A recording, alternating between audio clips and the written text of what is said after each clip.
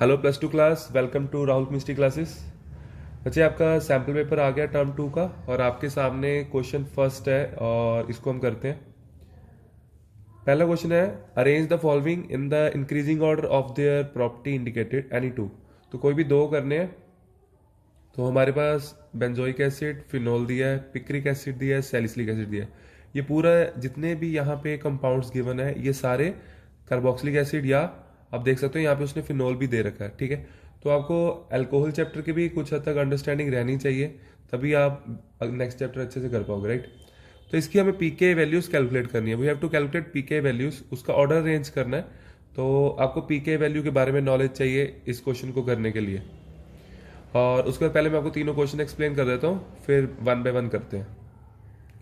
उसके बाद एस्टिएल्डिहाइड, एसीटोन, एस्टिएल्डिहाइड यानी कि ethanol, acetone, methyl tert butyl ketone, ये कॉमन नेम है, मैं आपको इसका स्ट्रक्चर बना के दूंगा। इनकी बच्चे रिएक्टिविटी बतानी है टुवर्ड्स NH2OH। अगर आपने एल्डिहाइड कीटोन कर लिया है, ये रिएक्शन आपको मिलेगी nucleophilic addition reactions followed by loss of water molecule के अंडर। NH2OH होता है हाइड्रोक्साइलामीन, राइट। उसके बाद आता है बॉइलिंग पॉइंट, और बॉइलिंग पॉइंट में हमारे पास है ethanol, ethanoic acid, benzoic acid. ये क्वेश्चन काफी इजी है, ये दोनों क्वेश्चन अच्छे हैं, ये हम समझते हैं, राइट।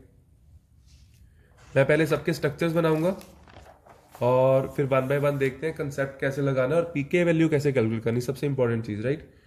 तो हमारे पास था बेंजोइक एसिड। आप सबको बेंजोइक एसिड का स्ट्रक्चर पता होगा।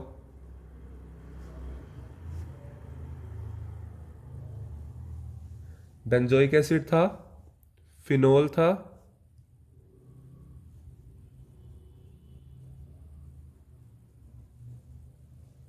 और पिक्रिक एसिड। पिक्रिक एसिड इसकी नाइट्रेशन से बनता है, फिनोल की कंसनट्रेटेड HNO3 जब हम ऐड करते हैं, NO2, ऑर्थो 246 पे NO2 होता है और ये बहुत ज़्यादा एसिडिक होता है, राइट। इसके बाद आता है सैलिसिलिक एसिड। तो सैलिसिलिक एसिड हम ऑब्टेन करते हैं, आप लोगों को याद होगा, कोल्ब रिएक्शन के साथ।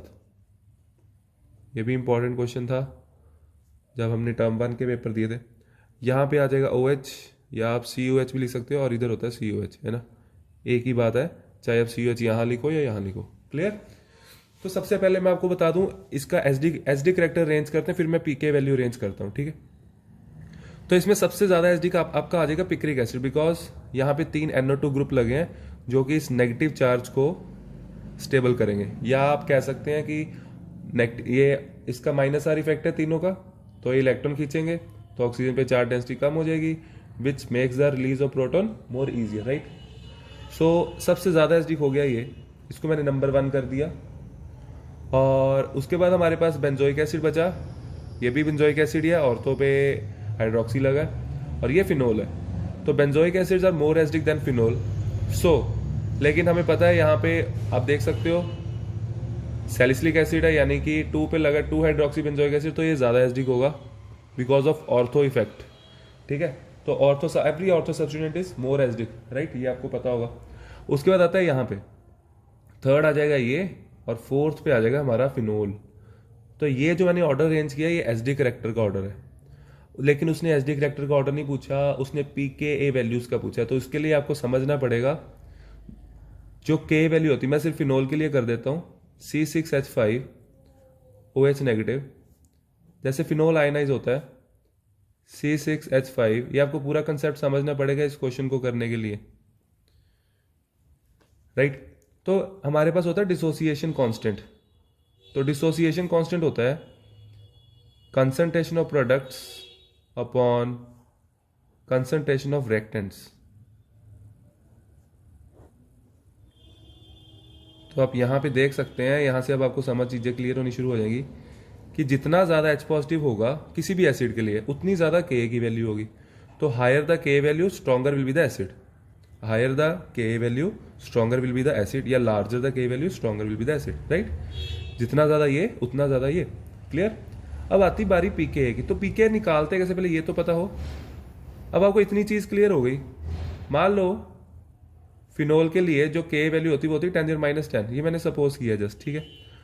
और बेंजोइक एसिड के लिए मान लेते हैं कि के ए जो बेंजोइक एसिड के लिए है, मैं यहाँ लिख देता हूँ बेंजोइक एसिड, तो इसकी जो वैल्यू वो है 10⁻⁸ ज़्यादा होगी ना बच्चे, क्योंकि ये ज़्यादा एसिडिक है।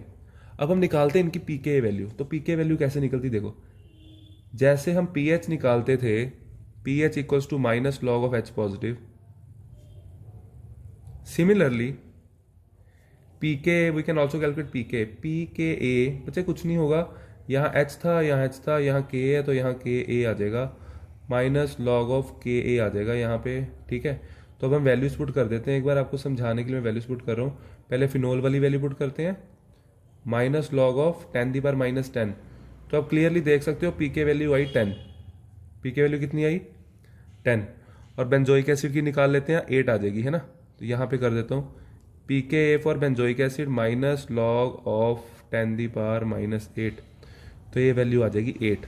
तो अब ध्यान से मेरी बात पे ध्यान देना, larger the K value, strong acid कौन सा था इन दोनों में से, benzoic acid, larger the K value और lower the pK value, stronger is the acid. तो ऐसे पता लगता है कि स्ट्रॉन्ग एसिड कौन सा है। ठीक है, तो अब देखो हमें उसका इसका मतलब वो वैल्यू सारी उल्टी हो जाएंगी, है ना।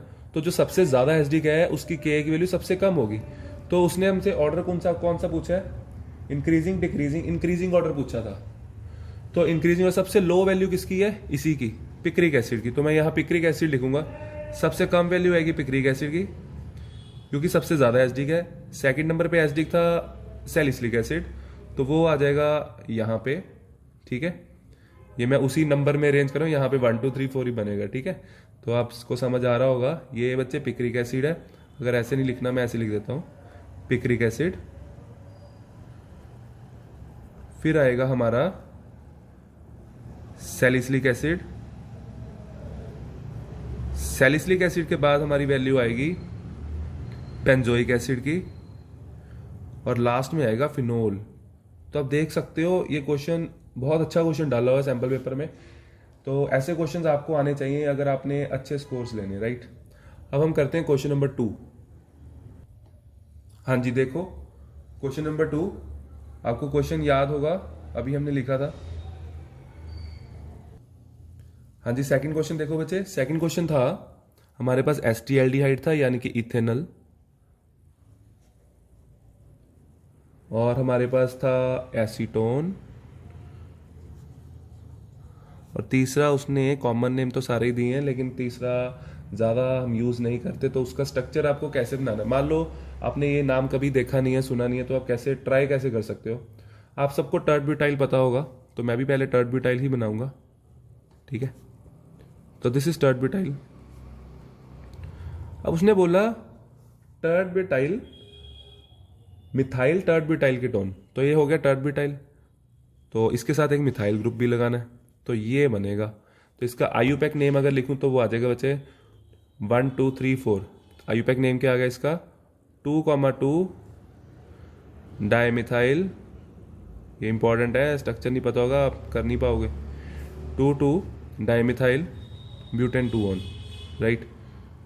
तो ये इंपॉर्टेंट था, कॉमन नेम दे रखे हैं इसने। ठीक है, तो ये आपको आना चाहिए। अब बच्चे NH2OH के साथ एक्टिविटी पूछी है, न्यूक्लियोफिलिक रिएक्शंस के अंडर आता है टॉपिक। तो मैं आपको सिंपली बता देता हूँ, अगर आपने डिटेल में करना है ये रिएक्शंस करनी तो डिस्क्रिप्शन में लिंक दे दूंगा, उसमें आप ये रिएक्शन देख सकते हैं। हमारे पास रिएक्शन होती है जैसे ये न्यूक्लियोफिल यहाँ पे अटैक करेगा ना कार्बन पे, फॉर एग्जाम्पल NH2OH है, तो ये नाइट्रोजन का लोन पेयर अटैक करता है कार्बन पे। ठीक है, तो बच्चे इसमें क्या होता है, जितना ज्यादा स्टेरिक इंडेंस होगा उतनी रिएक्टिविटी कम होगी। एंड सेकंड पॉइंट, पहला पॉइंट मैं स्टेरिक इंडेंस लिख देता हूं, अगर आप बुक्स देखोगे तो बुक्स में पहला पॉइंट ज्यादातर इंडक्टिव इफेक्ट लिखा होता है, स्टेरिक इंडेंस,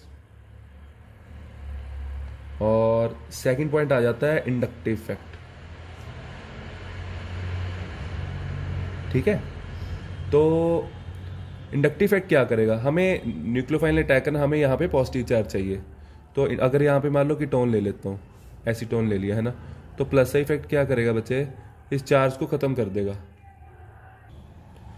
तो बच्चे इंडक्टिव इफेक्ट यहाँ पे कार्बन पे चार्ज डेंसिटी कम कर रहा है, it means ketones are less reactive than aldehydes, right. तो आपको ऑर्डर जरूर देखना, इंक्रीजिंग दिया है डिक्रीजिंग, उसने यहाँ पे सारा लिखा था इंक्रीजिंग ऑर्डर में लिखो, सारे ही इंक्रीजिंग ऑर्डर में लिखने हैं। यहाँ पे है रिएक्टिविटी टुवर्ड्स NH2H, ठीक है। तो रिएक्टिविटी टुवर्ड्स NH2H में एक का ना मैं प्रोडक्ट बना के दिखा देता हूँ। तो प्रोडक्ट बनता है ये, जैसे मैं इथेनॉल का बना देता हूँ, डबल बॉन्ड O है, तो इसको थोड़ा और सिंप्लीफाई करने के लिए H2 मैं इधर लिख देता हूँ, ऐसे लिखता हूँ हाइड्रोक्सिलमीन को। तो यहाँ से ये निकलेगा, यहाँ से ये निकलेगा और प्रोडक्ट बन जाएगा ये CH3CH डबल बॉन्ड NOH, इसे बोलते हैं ऑक्साइम। आप लोगों ने हाँ जी ये बायोमोलिक्यूल में भी किया है, ठीक है, ग्लूकोज ऑक्साइम बनाया था। तो सबसे ज़्यादा रिएक्टिव हमारा हो जाएगा, इंक्रीजिंग ऑर्डर पूछा तो तीसरे पे ये आएगा, दूसरे पे ये, पहले पे ये, तो ये ऑर्डर में ही है, ठीक है जी। उसके बाद आता है थर्ड क्वेश्चन। थर्ड क्वेश्चन में बच्चे बॉइलिंग पॉइंट अरेंज करना था। इथेनॉल यानी कि अल्कोहल है C2H5OH, और था इथेनोइक एसिड यानी कि CH3COOH, और फिर था बेंजोइक एसिड। इसका तो आंसर एक्सप्लेनेशन है, इसकी मार्किंग स्कीम में भी है थोड़ी सी, बाकियों की नहीं थी तो वो मैंने कराना था, ज़रूरी था वो। इसमें बच्चे एसिड्स में कार्बोक्सिलिक एसिड में जो हाइड्रोजन बॉन्डिंग होती है, एक्सटेंसिव हाइड्रोजन बॉन्डिंग, वो डबल होती है as compared to alcohols, strong भी होती है। क्यों? Let's see. देखो CH3C डबल बॉन्ड OH, ये CH3 आप सीधा भी लगा सकते थे, इधर OH, इधर डबल बॉन्ड O।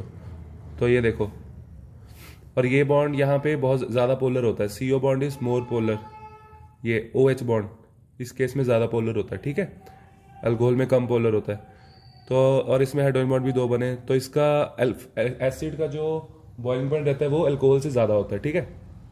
अब बारी आती है एसिड को एसिड के साथ कंपेयर कैसे करना है, तो वहाँ पे मोलर मास देखना है आपको। तो मोलर मास इसका ज़्यादा है तो ठीक है। इंक्रीजिंग ऑर्डर पूछा तो सबसे कम बॉइलिंग पॉइंट होगा इथेनॉल का, फिर होगा इथेनोइक एसिड का, और फिर होगा बेंजोइक एसिड का। तो ये तो ऑर्डर में ही था, लेकिन हमें पेपर में नहीं ना पता होता कि ऑर्डर में है या नहीं, राइट। तो ये है बच्चे आपका क्वेश्चन नंबर 1। बाकी के क्वेश्चंस भी मैं आपको जल्दी लिंक डिस्क्रिप्शन में भेज दूंगा संडे तक, तो आप सारा सैम्पल पेपर ज़रूर रिवाइज कर लेना। Okay, all the best, okay bye.